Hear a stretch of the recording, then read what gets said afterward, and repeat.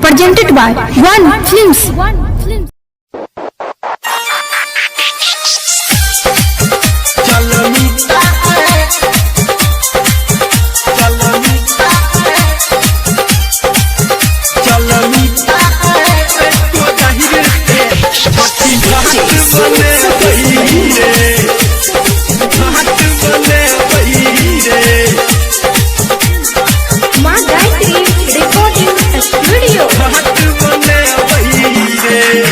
चल मीता को दहिर से छठी घाट बने रे।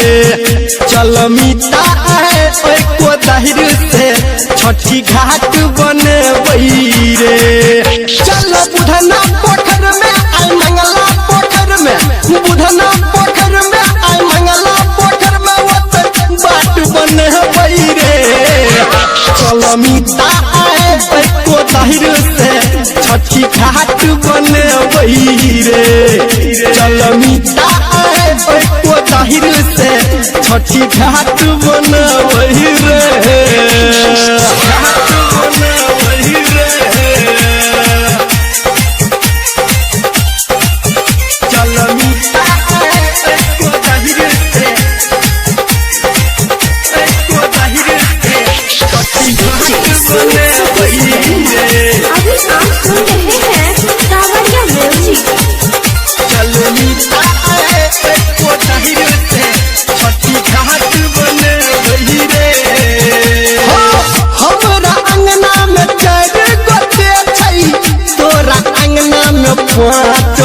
मीता तोरा अंगना में पाँच रे। हमर भौजी जगह पे अपना नचते सुन नाच रे। मीता नचते सुन नाच रे, नचते सुन नाच रे। हमरा अंगना में चार गोटे छै, तोरा अंगना में पाँच रे।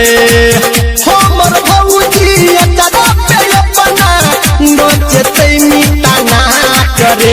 चल गंगवा पोखर पे आई मंगला पोखर पे, गंगवा पोखर पे आई मोहना पोखर पे वो बाट बने रे। चल मीता को दहिर से छठी घाट बने रे। चल मीता को दहिर से छठी घाट बने रे। घाट बने रे। चल मीता को दहिर से छठी घाट बने रे। चल मीता को दहिर से छठी घाट बने रे। सबसे लोके 10-20 चंदा घाट पे डीजे बजे रे। मीता घाट पे डीजे बजे रे। भूख चुकिया हम लाइट लगा के पूरे रास्ता सजे रे। मीता पूरे रास्ता सजे रे, पूरे रास्ता सजे रे।